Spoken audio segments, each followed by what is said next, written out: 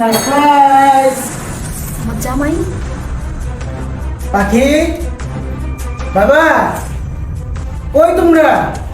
আরে আমি তো বিদেশ থেকে এসে পড়ছি, আসো দেখো। কই রে, বাসায় নতুন কাজের লোক রাখছে মনে হয় আমার ওয়াইফের কাজ যাতে তাড়াতাড়ি করতে পারে, বাবা মনে হয় রাখছে। এই শুনেন, তোর নাম কি? আরে কথা বলেন না কেন? আপনার নাম কি? আরে আপু, আমি এই বাসার মালিক বলেন। কথা বলেন না কেন? কি সমস্যা আপনার? আরে আমি আপনার নাম জিজ্ঞাসা করতেছি, কথা বলেন না কেন? পাখি, তুমি তুমি এইভাবে কাজ করতেছো? কি করব, ঘরে বসে বসে থেকে খুব বোরিং লাগতেছিল, তাই ভাবলাম একটু কাজ করি। কেন? তোমার তো কথা ছিল তুমি টিউশনই করো, নাকি তোমাকে কেউ বাধ্য করে কাজ করতে বলতেছে? কোনটা? না না, আমাকে কেউ কাজ করতে বলে নাই, আমি নিজে থেকেই করতেছি। কি বলতেছো তুমি এসব? মনে হয় আব্বা তোমাকে দিয়ে এই সমস্ত কাজ করতে বাধ্য করছে, তাই না? আমি তো আমার আব্বাকে চিনি, তুমি সত্যটা বলো। আর তোমার হাতে কি হয়েছে? না না না, হ্যাঁ? কিছু হয় নাই, কিছু হয় নাই। কি হয়েছে দেখি? দাঁড়াও, এখনই প্রমাণ হয়ে যেতেছে, আমি আব্বাকে ডাকতেছি। কিছু হয় নাই, তুমি ছাড়ো। আব্বা! না না আব্বা! না না না, আব্বা! আরে ওই আপনি বের হয়ে আসেন। করো। আরে বাবা, তুমি আসছো? আমাকে বলেও তো আসতে পারতা। আরে মা, তোমাকে কতবার বলবো এটা কাজের লোক রাখো। তুমি না না, তুমি নিজে কাজ করতে চাও। আরে বাবা, তুই একটু বুঝাতো তোর বউকে। ও বাবা, তাই? তো আজ তো তুমিও তো পারতা ওর সাথে একটু হেল্প করতে।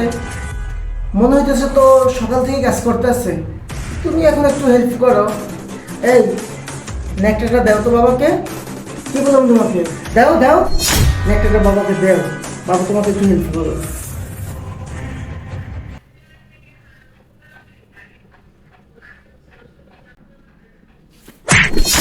তোমার কি মাথা নষ্ট? আমি এই ঘরের কাম করব? আমি এই ঘরের মালিক, আমি কি এই ঘরের চাকর যে আমি এইসব কাম করব? তোমার মাথা নষ্ট?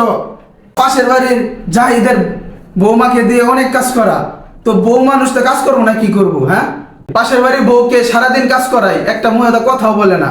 আর আমি কেমন কাজ করাইছি যে এসব আমাকে বলতাছো আমি কাজ করবো? এসব আমি না হয় একটু কাজ করাইছি, তাই বলে আমাকে কাজ করতে বলতেছো? হ্যাঁ, তোমার কি মাথা খারাপ? তুমি পাশের বাসার উদাহরণ দিতেছ, ওই হাতটা দেখছো? ওই হাতটা যে কেটে গেছে, তারপরে সে কাজ করতেছে কেন? আমি কি তোমাকে প্রতি মাসে বেশি বেশি করে টাকা দেই না? তুমি কি ওই টাকার থেকে কি একটা কাজের মেয়ে রাখতে পারলা না?